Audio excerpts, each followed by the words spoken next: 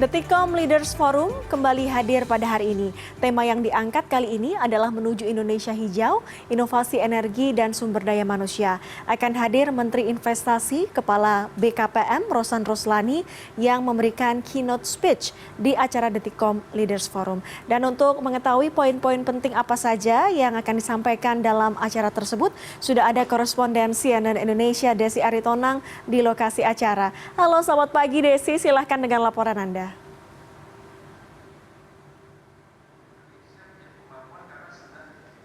Ya, selamat pagi Dea, betul sekali. Ini kali keduanya Detik Leaders Forum menggelar acara yang sangat penting menyongsong masa depan Indonesia yang lebih baik lagi, yaitu menuju Indonesia hijau. Di mana pada kesempatan kali ini, Detik Leaders Forum itu mengangkat tema untuk membahas strategi mengarahkan Indonesia menuju masa depan yang lebih berkelanjutan dan fokus pada inovasi dalam sektor energi. Diskusi ini sudah dimulai sejak pukul 10 tadi, Dea. Namun memang sampai saat ini untuk Menteri Investasi atau Kepala BKPM Rosan Roslani belum nampak untuk memberikan keynote speech-nya yang ditunggu-tunggu oleh para peserta di dalam acara Detikom Leaders Forum ini. Nah, pada saat ini kalau Anda bisa melihat sudah ada panel discussion yang pertama yang sedang berbicara, yaitu adalah Rahmat Pribadi, Direktur Utama Pupuk Indonesia, di mana pada panel discussion sesi pertama ini mengangkat tema investasi dalam hilirisasi untuk mendukung industri berkelanjutan. Dalam panel ini akan membahas bagaimana hilirisasi di sektor tambang, pupuk, hingga energi untuk membantu menciptakan produk bernilai tambah serta mendukung industri yang lebih ramah lingkungan.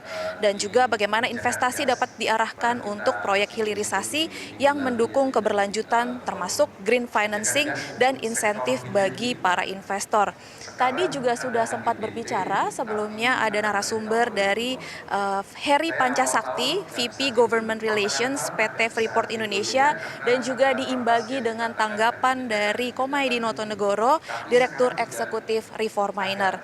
Kemudian untuk sesi kedua nanti, Dea, dan juga pemirsa CNN Indonesia, pada sesi ini nanti ada sesi kedua yang dilanjutkan dengan tema Geliat Energi Terbarukan dalam mencapai target net zero emission, di mana PDCC ini akan membahas bagaimana energi terbarukan seperti tenaga surya, angin, dan hidro itu berkontribusi dalam mencapai target net zero emission. Apa saja teknologi terbaru dalam energi terbarukan yang dapat meningkatkan efisiensi dan penurunan biaya seperti perkembangan dan juga dalam penyimpanan energi. Selain itu juga akan dibahas, Dea, terkait tantangan dan solusi dalam mengintegrasikan energi terbarukan ke dalam infrastruktur energi yang ada. Nanti pada sesi kedua panel discussion-nya itu akan ada narasumber dari Yusuf Didi Setiarto, yaitu Direktur Legal dan Manajemen Human Capital dari PLN. Kemudian ada Berli Martawardaya, Direktur Riset dari Indef, serta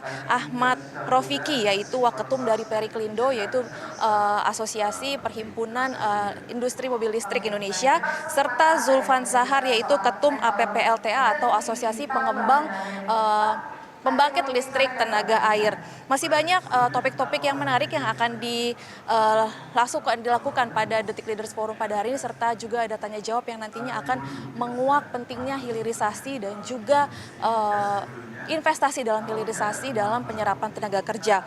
Kalau saya bisa mencatat, BKPM telah membentuk roadmap hilirisasi sampai tahun 2040 pada tahun 2022 yang lalu, di mana Menteri BKPM saat itu, ya Menteri Investasi maksud kami, Kepala BKPM saat itu yaitu Bahlil Lahadalia menyebutkan bahwa dalam peta jalan tersebut itu hilirisasi di Indonesia membutuhkan investasi hingga 543,3 miliar dolar Amerika atau setara 8.200 triliun rupiah sampai tahun 2040 jika menggunakan hitungan kurs di 15.500 rupiah per dolar Amerika, di mana hilirisasi itu dibagi menjadi 8 bagian dari 21 komoditas peta hilirisasi.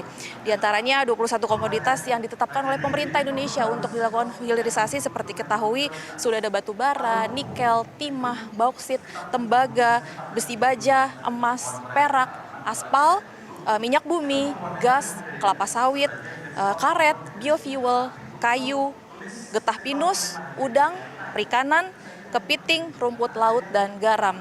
Jadi dalam peta jalan hilirisasi ini diharapkan investasi yang datang nanti atau masuk itu yang sudah ada, maksud kami batu bara sudah masuk sebesar 427 miliar dolar Amerika, dan juga minyak dan gas bumi 67,6 miliar dolar Amerika maksud kami, serta perkebunan dan perikanan serta kehutanan sebesar 50 miliar dolar Amerika.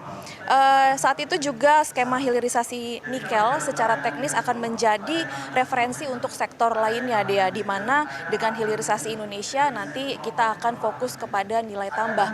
Tak hanya nilai tambah, artinya dalam hilirisasi ini akan juga menimbulkan pembukaan lapangan kerja yang lebih berkualitas dan penyerapan tenaga kerja di tengah saat ini penurunan kelas menengah yang sudah semakin menurun, dan juga di tengah turunnya memang pengangguran, namun pengangguran yang belum berkualitas nilainya, sehingga dengan adanya upaya hilirisasi ini, dengan investasi yang masuk ke dalam sektor hilirisasi diharapkan akan membuka lapangan kerja yang lebih besar lagi dan ujungnya nanti akan berkontribusi kepada pertumbuhan ekonomi di Indonesia. Dea. Baik, terima kasih laporan langsung koresponden CNN Indonesia Desi Aritonang dari lokasi Detikom Leaders Forum di Jakarta.